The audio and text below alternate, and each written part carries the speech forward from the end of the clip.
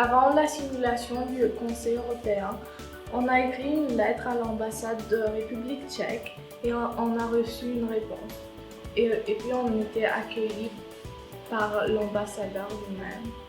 Donc on était très surprises à cette idée de rencontrer un ambassadeur qui nous a accueillis dans son bureau chaleureusement devant une tasse de café.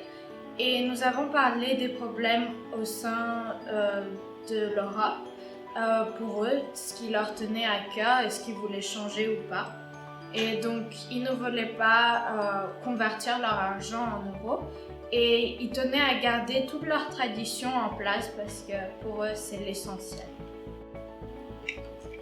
Donc nous aussi, on était accueillis par l'ambassade de Croatie. Et on a reçu des cadeaux, puis on a appris des problèmes économiques et un des buts principaux qui était de convertir la monnaie en euros. Et aussi, on a appris beaucoup des appuis. Nous étions reçus par l'ambassadeur d'Irlande et il nous a parlé des priorités du pays pour l'Union européenne.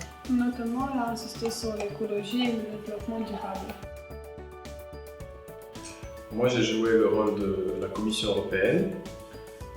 Au cours du Conseil, j'ai présenté l'agenda de la Commission et les pays ont présenté leurs priorités pour l'avenir de l'Union européenne. Notamment, on a beaucoup parlé de la sécurité, des migrations, de la question du Brexit, mais aussi bien de la convergence économique et de l'expansion de la zone euro et de l'espace Schengen. Bonjour tout le monde.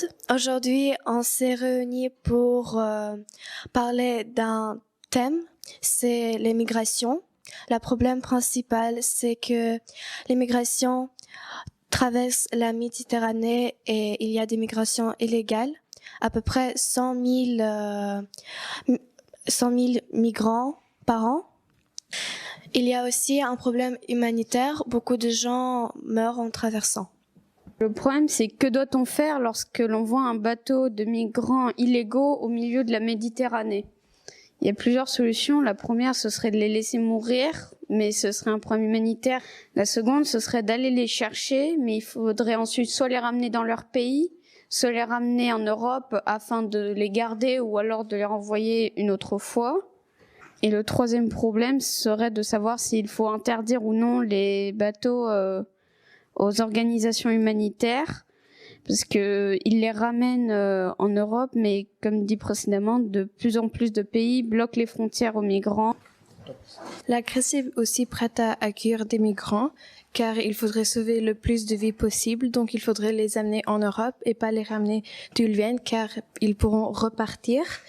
Mais quand même, il faudrait les partager selon tous les pays et pas que dans la Grèce, parce que la Grèce, à cause des raisons géographiques, il y a presque 57% qui ont débarqué en Grèce. Donc il faudrait les partager. La Lituanie accepte d'accueillir une partie des migrants qui traversent la Méditerranée lorsqu'ils sont secourus. En ce moment, il y a des pays d'Europe qui sont prêts à accueillir les migrants, mais pas tous les pays. Merci pour votre attention.